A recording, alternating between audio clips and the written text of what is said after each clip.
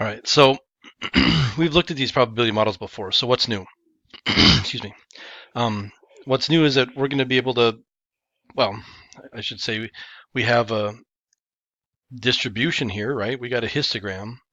Um, the next sensible question would be, let's describe the distribution. Let's describe the center. Let's describe the spread. Well, if we want to describe the center and spread, we should try to find the mean and the standard deviation. So how do we find the mean? Not when we're given a data set, but when we're given one of these probability models. So here's how we do it. The mean or expected value of a random variable is the long run average outcome for that random variable. In other words, if you run the random phenomenon many, many times, it's the outcome you would expect to see on average. Note, the mean or expected value does not have to be an actual income, so don't round to the nearest whole number. It's okay, what would be the average here, you think? Maybe somewhere right around here. I don't know. 1.7, 2.1. It doesn't have to be 1 or 2. The average can be, on average, people speak 1.6 languages. That's fine. In fact, you shouldn't round it to the nearest whole number because it'll make it look like you think it must be a whole number. So here's how we calculate it. This is a formula in your book, on your formula sheet. It's given to you like as these two right here. They tell you the mean of x equals the expected value of x. Expected value of x is just another way of saying the mean. It's synonymous. So what we do is we sum up the product of the outcomes times the probabilities. It's kind of like, well, it basically is a weighted average. Why do we use mu instead of x bar? We don't use x bar because we don't have a sample. That's why I wanted to say that this is not a sample. This is the actual distribution of languages, so it would be a population mean. Rolling with roulette. So let's use this formula to calculate a mean. In roulette, there are 38 equally likely outcomes on a roulette wheel. Each outcome is colored and numbered. There are 2 green outcomes, 18 red and 18 black. Typo, my bad. 18 black, 18 red, and 2 green. If you bet $1 on red and the marble lands on black, you lose your dollar. However, if the marble lands on red, you win, you get your dollar back, and they give you an extra dollar. So basically, you win $1. If you record the color on which the marble lands, then are the outcomes a discrete random variable or a continuous random variable? Well, if you record the color, red, green, or black, I'm trying to trick you on this one. These aren't a random variable at all because they're not numerical. So it's not discrete, nor is it continuous. It's not a random variable at all. Let x be the amount you win in one game of roulette if you bet on red. If you bet $1 on red, say we're betting $1 to keep things simple. Is this a discrete random variable or continuous? Well, if you bet $1, the possibilities are either you're going to win $1, you're going to win positive $1, or you're going to lose $1, negative $1. So these would be discrete. They're countable. There's only 2 of them. So this is a discrete random variable, obviously. Find the probability distribution. Let x be the amount of money we win in one game. I either win $1 or lose $1. What are those probabilities? Well, you win if it lands on red. There's 18 red out of 18 plus 18 plus 2. I think that's 38 outcomes. So the probability we win is 18 out of 32. Therefore, the probability we lose is going to be 38, sorry. Probability we lose is going to be the 18 black and the 2 green, which would be 20 out of 38. There's the probability distribution, that table. Find and interpret the expected value of x. Perform the calculation by hand and with a calculator. So by hand, the expected value of x is, let's review the formula up here. You simply take the product of your x's and your probabilities, each outcome times the probability, and you add them up, and that's it. So I'm going to take 1, my x value, times 18 over 38, times the probability, plus, then I'm going to take a negative 1 times 20 out of 38. Type that in our calculator, and we got our answer. 18 out of 38 minus 20 out of 38. Negative 1/19th, or negative 0.025 or 526.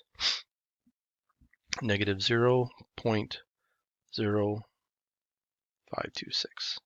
This is in dollars. What this basically means is if we play a game of roulette, if you noticed, there's a slightly better chance we lose than, better chance that we're going to lose than we win. So on average, we're never going to, lose 5 cents. But on average, we're going to lose 5 cents. Sometimes we're going to win $1. More times we're going to lose $1. On average, we're going to lose 5 cents. So that's the interpretation. When playing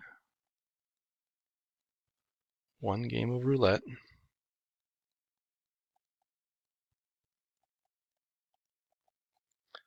betting $1 on red,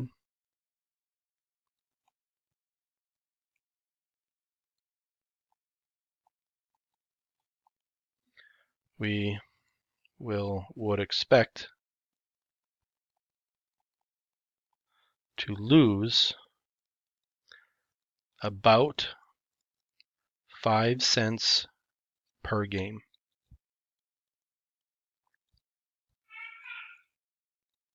On average. Meaning if you played hundreds and hundreds and hundreds of games, the average is going to be a loss of 5 cents. Variance and the standard deviation. So this is the center. Now let's talk about the spread. The standard deviation of a random variable is a measure of how much the values typically would vary from the mean. It's the same interpretation as before. So how do we calculate it? Well, this is the formula in the formula sheet.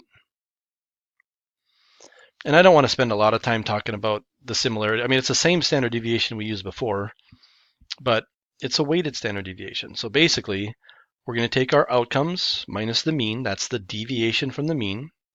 We're going to square them to find the squared deviations from the mean, just like we did before. Only instead of adding them up and dividing by n minus 1, we're going to multiply them by the probabilities to weight them. And then we're going to add them all up. And that's it. That gives you the variance. To find the standard deviation, you simply take the square root of it. It is simply a weighted version of our standard deviation formula that kind of like a weighted form. All right, how many languages revisited? So let's go back to this example. Let's find and interpret the expected value of x. Actually, now that I'm thinking about it, I think I was supposed to perform the calculations by hand and with a calculator. I do want to show you how to use a calculator to get this. Let's just skip it and we'll do it here. So this is how I would do it on a test. We should be able to finish it. We got to show our work, but we can use our calculator. So to find the expected value of x, we're going to take our outcomes times a probability plus outcome times a probability plus, I'm not going to write it all down. I'm just going to show enough work so somebody that's reading it can know that I know how to use the formula. And then I'm just going to put it in the calculator to get the answer because I don't want to type it all in. This isn't too bad. The standard deviation is actually much worse. So let's put this data set into our calculator. I don't like calling it x. I'm going to call it xxx. You could speak 1, 2, 3, or 4 or 5 languages. And the associated probabilities of x are 0.63. I can't remember, sorry. 295, 065, 0.295, 0.065, 0.008, 0.002. Hope that's right. So once we get in our calculator, we're going to do the one variable statistics like we did before. Menu, statistics, stat calculations, one variable statistics. We got one list. You might think we'll have two, but it's only one variable. And that variable are my x's. The only thing that's different here now is I don't have a raw data set where every single one of those x's is one observation. That's what the frequency of one means. One observation for each data point. We instead have a frequency list, a weighted probability list. So we just put our probabilities in for the frequency list, hit OK, and it gives us the mean of 1.457 languages. Okay, interpret it. Yeah. I guess I should interpret it. I'm kind of running out of time on this video, but we'll see.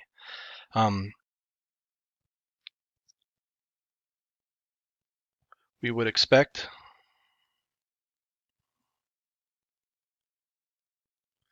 a randomly selected